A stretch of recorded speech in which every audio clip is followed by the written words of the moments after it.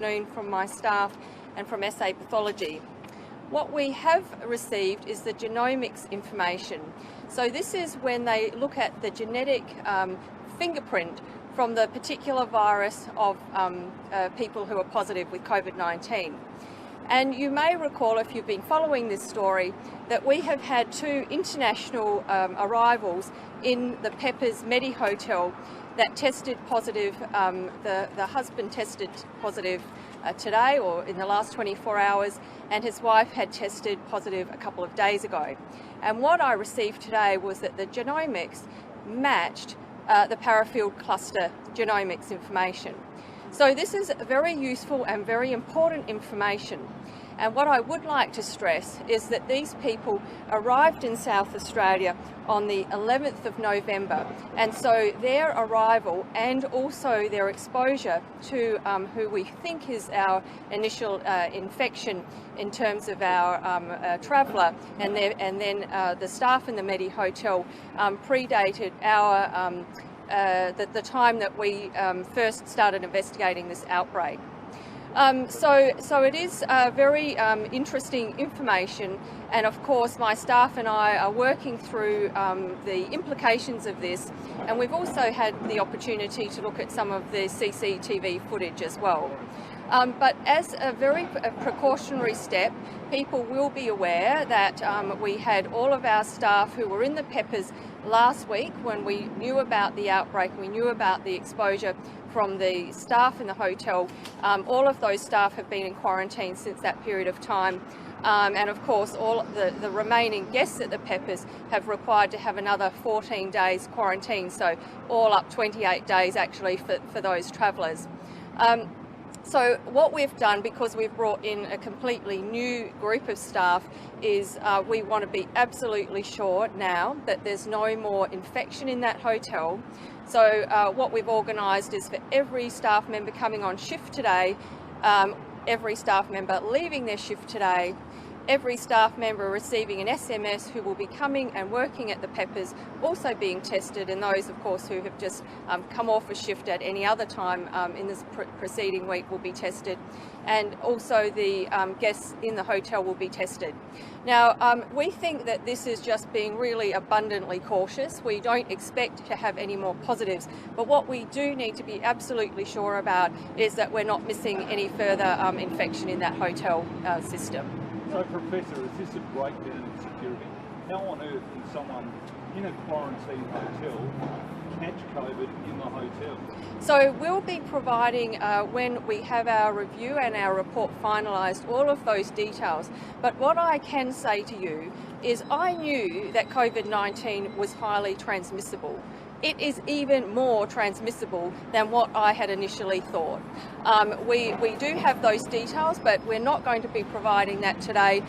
We are finalising our report. I need to make sure that the footage has been looked at by our highly experienced communicable disease doctors, and we will be briefing you when we have those details available. Does this show that the medi-hotel system is not up to scratch? It's not working as it should do? So what I would say is that even when you have the best PPE and the best system set up, and that had been, as you know, documented by a national review, you can still transmit this virus. It is really sneaky, and that's why we take it so seriously, and that's why we had that pause that we had in South Australia to let our team get ahead of the wave, because we know how easily transmissible it is. So is it the cleaner? So I will be providing, and we will be providing the details of that report when it has been finalised, but I'm not going to be doing that for you today. What I am explaining is why we've got some additional testing for the staff who are working there today, who are coming into work today and have worked there over the past week, including all of the other guests there in the quarantine hotel. Professor, can you tell the public, the worker that you suspect they've poured it from? Is it the security guards or is it the cleaner under initial investigation? So all of these details will be explained to the public because we want to be very transparent here. But additionally, from my perspective, I don't want it happening again. So we need to be learning everything we can about this disease. Just to remind people, this was only discovered back in January. It's a novel coronavirus. We don't know everything about this disease. So not is it only important for me to provide that information to South Australians, I also need to be providing it to the other chief health officers so they make decisions, they make safe decisions about how they run their hotel, but also to the rest of the world, because of course they're running medi-hotels in other countries as well. So Professor, the cleaner or the security guard? So Andrew, I'm not going to be providing that information to you today, but it is very critical that that information is put into a public sphere, and that will be released in future updates. So the reason why I'm not providing that detail is, as I said before, this is complicated, it's complex, and it needs to go through the right processes. I have had some initial information about the CCTV footage, but I'm not the one who is going to be looking at it really critically. It are some senior doctors in the Communicable Disease Control branch, along with infection control practitioners, and I am giving them time to go through that in detail so they can make their very best judgment. What does that mean? I beg your pardon? Does that mean police have asked you not to provide? Oh no, not at all. This is purely clinical. You know, I wouldn't be expecting a doctor working for me to be coming out prematurely, and I wouldn't be putting pressure on them to make these sorts of decisions. They need time to systematically go through the information at hand and come up with their very best judgment. That hasn't happened yet, and when that has, it will be revealed. What is that initial information? What is that initial information from the CCTV show? So as I said, I won't be going into any details at all today. The important thing for everybody to know in South Australia is that everybody that needs to be in quarantine is in quarantine. So my role here is to protect the South Australian public, but my additional role is to make sure that the medi-hotel system is as good as it needs to be. So has it not been, is it fair to say that this incident, Professor, now undermines your very effective public health message? Everyone's saying that while there is a risk, the medi-hotel system is as safe as can be, which it clearly is not. Well, we've already said it, we've already seen in South Australia that we have had this very significant Parafield cluster associated with a medi-hotel. And I have been saying to people way before this happened that it is a very transmissible virus. We already know in South Australia, one of our most senior nurses, in fact, who worked in intensive care, became infected with the virus. You may recall quite some months ago. We also had very senior nurses who went to Victoria and worked in their aged care facility. Absolutely had been wearing PPE for many years, knew all about PPE and how to protect themselves. They still became infected. And also one of our paramedics, who was simply swabbing people, became infected. So it is passed on very, very easily. Professor, should guests still be staying at this hotel as we go to air right now? So what we're doing, and it's a very good question, is making sure there is absolutely nobody positive in that facility, and as we speak, all of the staff there are being swabbed, and all of the staff who have been there in the past week are being swabbed. Now, it's very important that we get this information quickly, so before I came out to do the press conference, and I'm sorry I was running a little bit late, but I wanted to make sure that those pathology tests were put on as a priority and got through the system as quickly as they could this evening. So, Professor, would you agree that looking from the outside, this is not a good look for a hotel that's already has so many question marks over it? No, I think you really will need to wait until we have this full report and this information more clearly defined. And as I explained to you, there is a process for doing that. So let's just hold off on making sort of jumping to conclusions. what I will say, and I have said many times, this virus is passed on very easily between people. So this is a very good demonstration to people in South Australia. This is the reason we are asking you to wear masks at the moment. The reason we are asking you to stay 1.5 metres away from each other, and not everybody here at the press conference are actually doing that, can I add. And the hand hygiene is absolutely important as well. Professor, can we say... Sorry.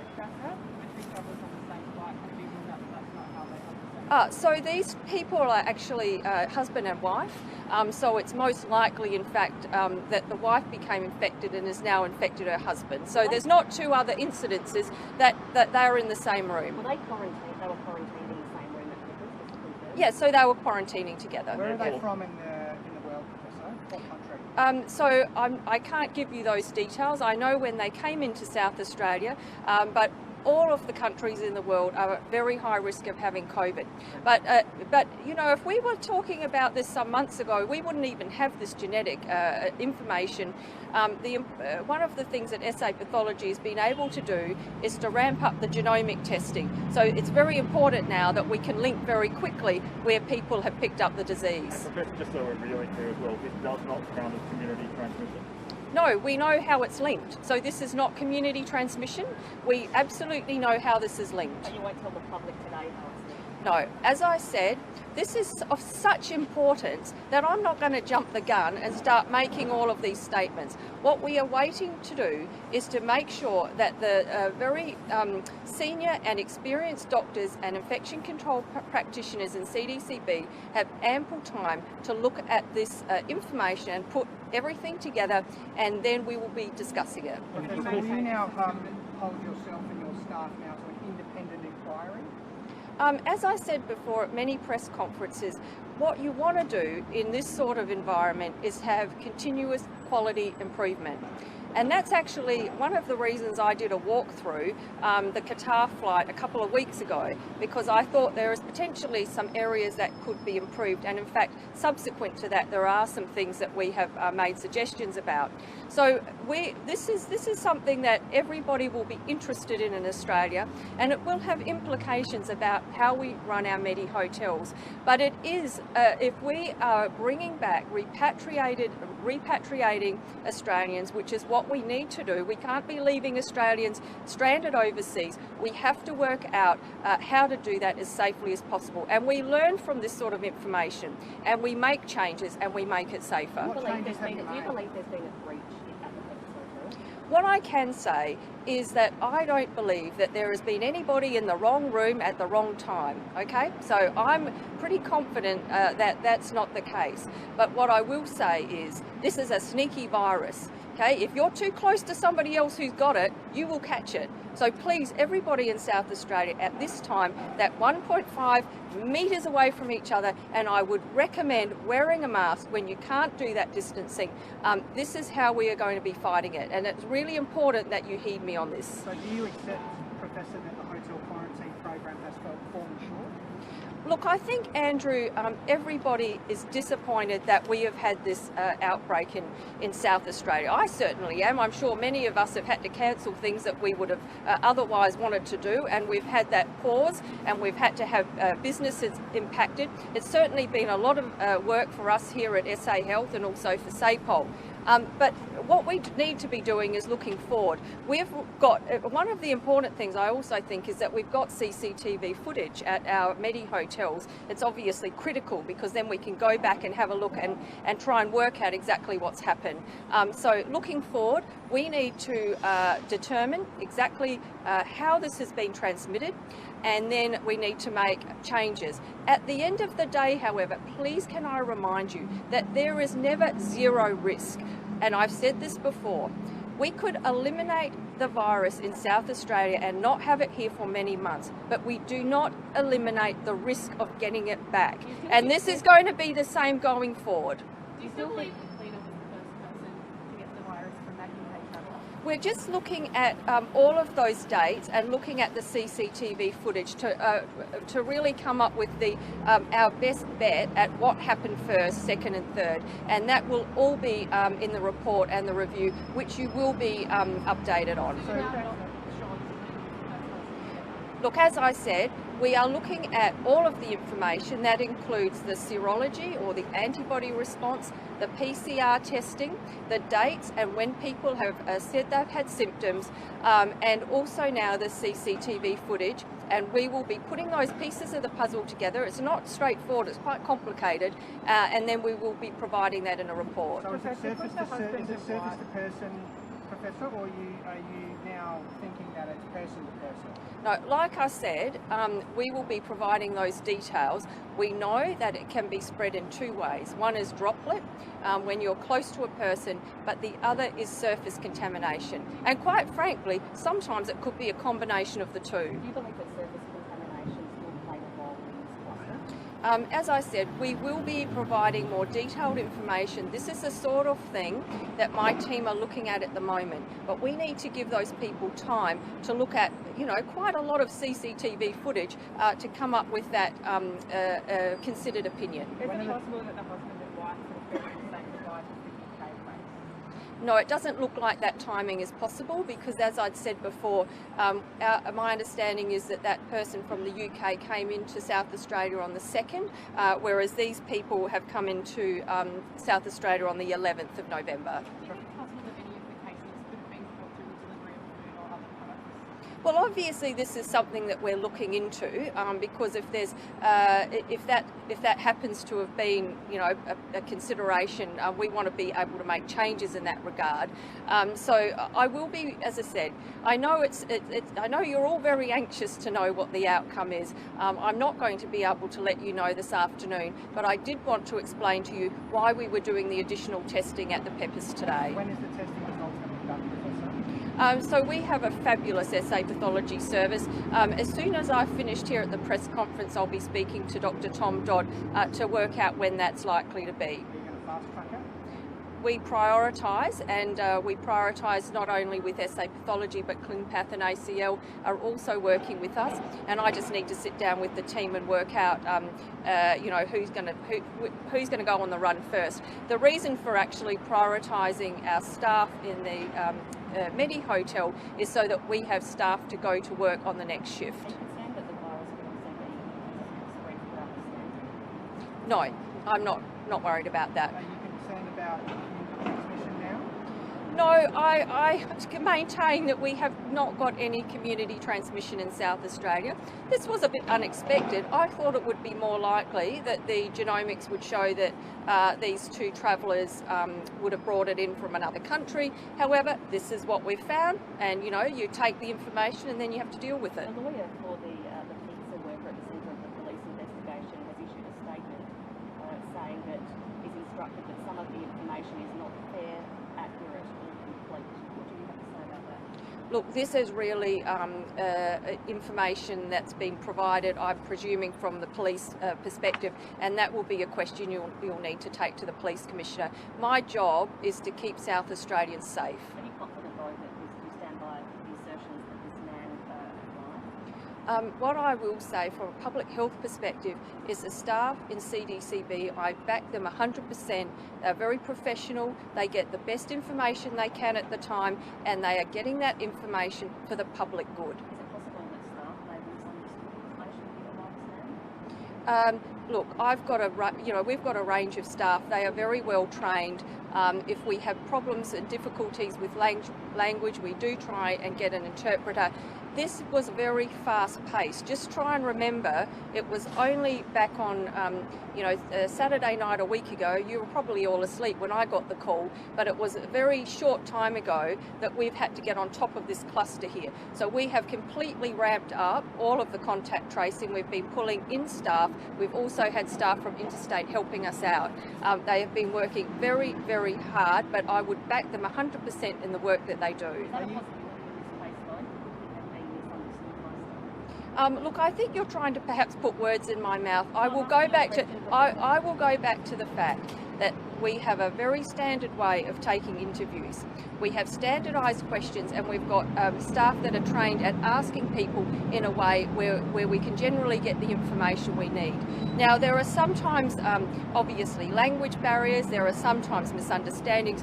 We're talking about human beings here, but what I can say is that the contact tracers have done absolutely the very best job that they can. I'll ask the question again. Is it possibly that this man was misunderstood by staff in the contact tracing? Our staff have a very standardised way of doing interviewing. They've got a set of questions and they work through those. If they have any problems, they will bring in a translator, or they may get another staff member to indeed help with the interview. The other thing is we sometimes interview other people in the family, because sometimes we get a different perspective that way. Are you classifying this as a hotel breach, Professor? So I'm not calling it a breach. What I'm saying is we know that there has been transmission of this virus, not just initially from the guest from the UK, but also from, it now looks like, from one of our hotel